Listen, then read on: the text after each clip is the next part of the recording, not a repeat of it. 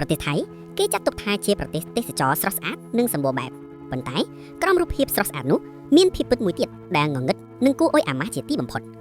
តោះយើងមកដឹង5ផ្នែកងងឹតបំផុតនៃប្រទេសថៃទី5ប្រព័ន្ធ SOTUS ភាពងងឹតក្នុងសាកលវិទ្យាល័យ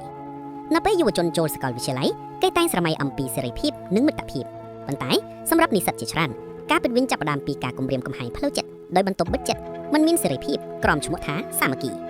ប្រព័ន្ធ SOTUS ត្រូវបានគេប្រើដើម្បីគ្រប់គ្រងមិនមែនដើម្បីអប់រំ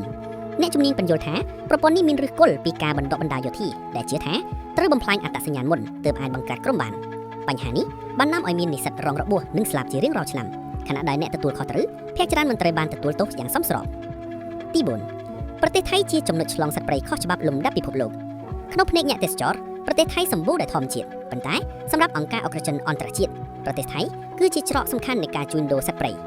ដុំភ្លុកដំរីនិងសត្វព្រៃជាច្រើនទៀតដែលជាសត្វច្បាប់ការពារត្រូវបានលួចនាំ